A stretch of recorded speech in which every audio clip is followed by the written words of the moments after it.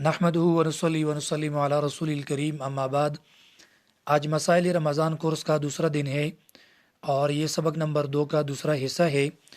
اس میں روزے کی اقسام اور نیت سے متعلق جو مسائل ہے وہ انشاءاللہ بیان کریں گے۔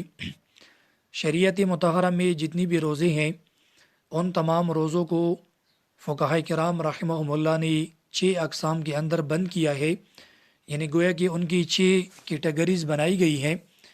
پہلی قسم وہ روزے ہیں جو شریعت میں انتہائی لازم ہیں، جن کو فرض روزہ کہا جاتا ہے، اور ان کی 2 قسمیں ہیں۔ پہلی قسم رمضان کی ادا روزے ہیں، یعنی رمضان میں مسلمان جو روزے رکھتے ہیں یہ بنیادی طور پر فرض ہیں۔ دوسری قسم، اگر کوئی شخص رمضان کے روزے نہ رکھ سکا کسی عذر کی وجہ سے تو ان روزوں کی قضا کرنا بھی بعد میں فرض ہیں۔ دوسری قسم واجب قسم کے روزے ہیں۔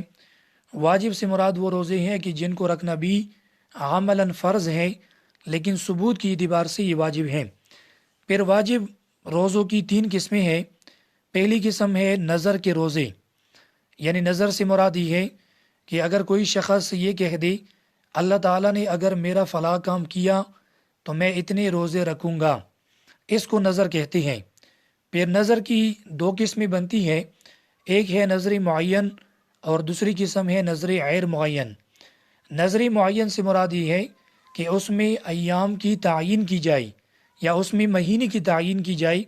مثلا کوئی یہ کہہ دے کہ اگر میرا بیمار ٹھیک ہوا تو میں جمعے کے دن روزہ رکھوں گا، یا اس طرح کہہ دے کہ اگر میرا بیمار ٹھیک ہوا تو میں شعبان مہینے کے روزے رکھوں گا، تو اس کو نظر معین کہا جاتا ہے۔ دوسری قسم ہے نظر غیر معین۔ نظر غیر معین سے مراد یہ ہے کہ اس میں ایام اور اس میں مہینے کی تعین نہ ہو۔ مثلا کوئی یہ کہہ دے کہ اگر میرا بیمار ٹھیک ہوا تو میں 3 روزے رکھوں گا، تو اب اس کے لیے حکم یہ ہے کہ وہ 3 دن کے روزے رکھے، جب بھی اس کو موقع ملے تو اس کی طرف سے یہ نظر ادا ہو جائے گی۔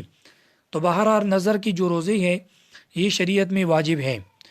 اسی طرح کفارے کی جتنی بھی روزے ہیں، چاہے وہ قتل کا کفارہ ہو، زہار کا کفارہ ہو، قسم کا کفارہ ہو، یا پھر رمضان کا کفارہ ہو، یا پھر احرام کی جو بعض ممنوعات ہیں ان کی ارتکاب کی وجہ سے جو کفارہ لازم آتا ہے روزے کی صورت میں، ان تمام روزوں کو رکھنا بھی واجب ہیں۔ ان کو کہتے ہیں کفارے کے روزے۔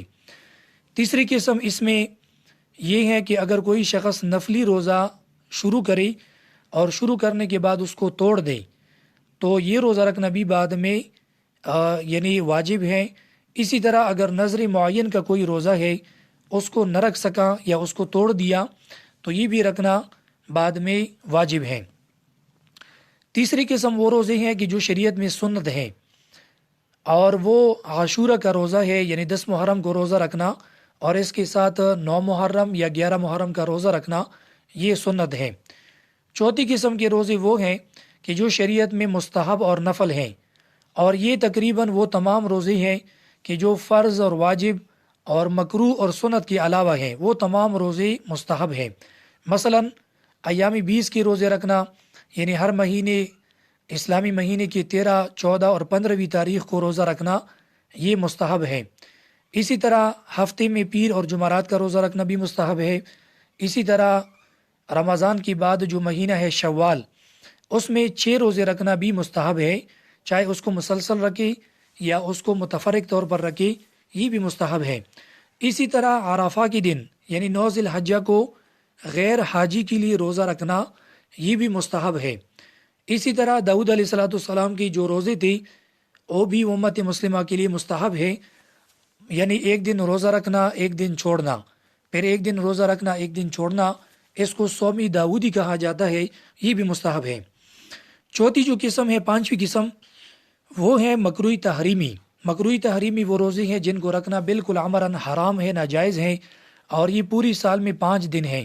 عید الفطر کا دن، عید الاضحیٰ کا دن، اور عید الاضحیٰ کے بعد جو 3 دن ہیں مسلسل، یہ روزے رکھنا شریعت میں مکروہ تحریمی ہے، یعنی گویا کہ عملاً حرام ہے۔ 6ٹھی قسم جو ہے وہ مکروہ تنزیہی ہے۔ مکروہ تنزیہی سے مراد یہ ہے کہ ان روزوں کو نہ رکھا جائے، لیکن اگر کسی نے رکھ لیا تو اس کا روزہ بھی ادا ہو جائے گا، اس کو ثواب بھی ملے گا۔ وہ ہے صرف عاشورہ کا روزہ، یعنی صرف 10 محرم کا روزہ رکھنا، 9 اور 11 کو نہ رکھنا۔ اسی طرح صرف 27 رجب کو روزہ رکھنا، اسے بھی حضرت عمر فاروق رضی اللہ عنہ منع فرماتے تھے۔ اسی طرح صوم وصال، صوم وصال سے مطلب یہ ہے کہ کوئی شخص صبح صادق سے روزہ رکھے، پھر غروب آفتاب کے وقت بھی کچھ نہ کھائے، اگلے دن کا پھر روزہ رکھے، پوری رات وہ کچھ نہ کھائے۔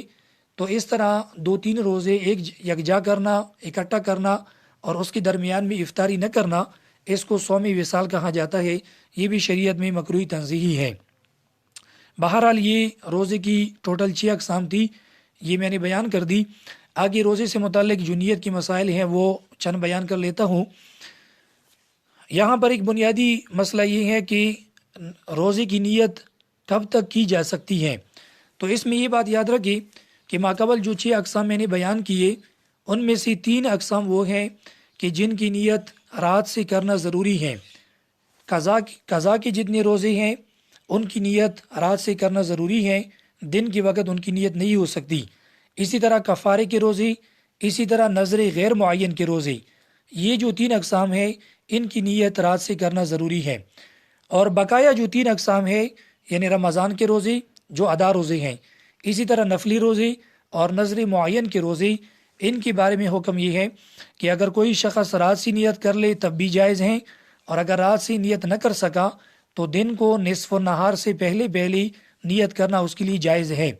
نصف النہار سے مراد یہ ہے کہ صبح صادق سے غروب آفتاب تک جتنا وقت بنتا ہے ان کو درمیان میں تقسیم کر لے، اس درمیانی وقت سے پہلے اگر کوئی نیت کر لے تو ان 3 اقسام میں وہ نیت کر سکتا ہے۔ اس سے یہ مسئلہ بھی معلوم ہوا کہ اگر کوئی مسافر رمضان کے مہینے میں سحری کے وقت وہ مسافر تھا، لیکن نصف النہار سے پہلے وہ اپنے علاقے میں داخل ہوا، تو اب اس کے لیے رمضان کا روزہ رکھنا فرض ہے، کیونکہ ابھی اس کے پاس وقت ہے نیت کرنے کے لیے، لہٰذا وہ روزہ رکھے گا۔ البتہ اگر اس نے کچھ کھایا پیا ہے تو پھر اس کا روزہ نہیں ہوگا، لیکن پھر بھی شام تک امساک ضروری ہے۔ اسی طرح یہ مسئلہ بھی معلوم ہوا کہ اگر کوئی مجنون یا بے ہوش وہ نصف النہار سے پہلے ٹھیک ہوا اور اس نے نہ کچھ کھایا ہے نہ پیا ہے، تو وہ بھی نیت کرے گا اور وہ بھی رمضان کا روزہ رکھے گا، کیونکہ ابھی اس کے پاس وقت باقی ہے۔ نیت سے متعلق دوسرا مسئلہ یہ ہے کہ زبان سے نیت کرنا ضروری نہیں ہے، بلکہ دل میں اگر روزے کی نیت ہے تو وہ کافی ہے۔ اور اسی طرح علماء کرام نے یہ بھی لکھا ہے کہ اگر کوئی سحری کھا لے اور سحری کھانے سے اس کا مطلب یہ ہو کہ میں روزہ رکھتا ہوں، تو یہ سحری کھانا بھی نیت کی قائم مقام ہے۔ نیت کے بارے میں جو الفاظ ہے وہ بصوم غد نویت من شہر رمضان، یہ الفاظ بھی سنت سے ثابت نہیں ہے، روایات سے ثابت نہیں ہے۔ البتہ اگر کوئی کہہ لے تو اس میں کوئی گناہ بھی نہیں ہے، لیکن اس کو سنت نہ سمجھے۔ اگر کوئی اس کو سنت سمجھے گا تو پھر وہ گناہگار ہوگا۔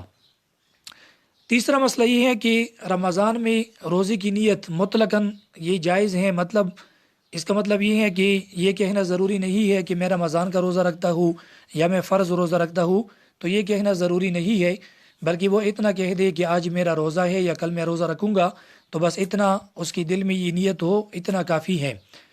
اور چوتھا مسئلہ یہ ہے کہ رمضان کی مہینے میں اگر کوئی شخص کسی اور روزے کی نیت کرے، مطلب نفلی روزے کی نیت کرے یا قضا روزے کی نیت کرے یا پھر نظر روزے کی نیت کرے، تو کسی اور روزے کی نیت وہ نہیں کر سکتا۔ اگر کرے گا بھی تو تب بھی یہ رمضان کا روزہ ہی شمار کیا جائے گا اور اس سے رمضان کا روزہ ہی ادا ہوگا، کوئی اور روزہ اس سے ادا نہ ہوگا۔ یہ چند مسائل تھے، انشاءاللہ پھر جو مزید مسائل ہیں وہ اگلے سبق میں بیان کریں گے۔ وآخر دعوانا ان الحمدللہ رب العالمین۔